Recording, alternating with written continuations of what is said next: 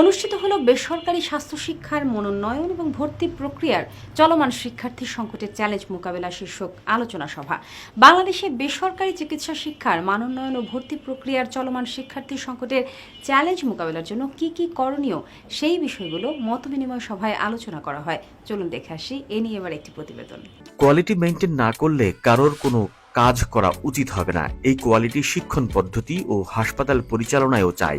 স্বাস্থ্য বিষয়ক প্রতিমন্ত্রী ডক্টর রোকেয়া সুলতানা বিপিএমসি এর উদ্যোগে বেসরকারি স্বাস্থ্য শিক্ষার মান উন্নয়ন এবং ভর্তি প্রক্রিয়ায় চলমান শিক্ষার্থী সংকটের চ্যালেঞ্জ মোকাবেলা শীর্ষক আলোচনা সভায় এই কথা বলেন পররাষ্ট্র মন্ত্রণালয়ের সম্পর্কিত স্থায়ী কমিটির চেয়ারম্যান এ কে আব্দুল মোমেন। যে জিনিসটা করা দরকার, হাসপাতালের লোকের উপর আস্থা আনতে হবে এবং কম্পিটিশন বাড়াতে হবে। কম্পিটিশনের মধ্যে কোয়ালিটি ইমপ্রুভ করবে, আর মানুষের উপর আস্থা রাখলে মানুষ তার প্রতিদান দিবে।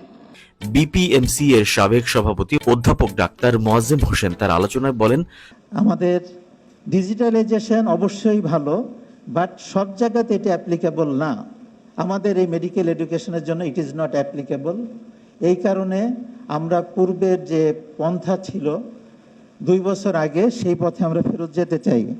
বাংলাদেশে বেসরকারি চিকিৎসা শিক্ষার মানোন্নয়ন ও ভর্তি প্রক্রিয়ায় চলমান শিক্ষার্থী সংকটের চ্যালেঞ্জ মোকাবেলায় কি কি করণীয় সে বিষয়গুলি মতবিনিময় সভায় আলোচনা করে একটি রোডম্যাপ প্রস্তুতপূর্বক তা দ্রুত বাস্তবায়নের পদক্ষেপ গ্রহণ করা হয়েছে। কোভিডের 100 বছরের ইতিহাসে যেটা ভয়াবহ বছর, সেখানে কিন্তু একটা সিট খালি ছিল না। আমরা আজকে আলোচনা এটা কিন্তু যে কিভাবে সংকটটা উত্তরণ করা যায়, সেই ক্যাপশনও কিন্তু এখানে লেখা আছে। এই উত্তরণের জন্য আপনাদের সাংবাদিক, বুদ্ধিজীবী, শিক্ষাবিদ, পলিসি মেকার সকল আমরা আজকে এই জন্য ডাকছি যে আপনাদের সাজেশন নিতে।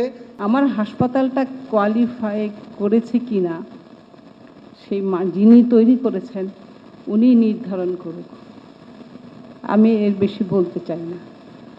আর আমি যাদেরকে পড়াবো তাদের যদি তারা কোয়ালিফাইড হয়ে তৈরি হবে কিনা এটা আমাকে বুঝতে হবে।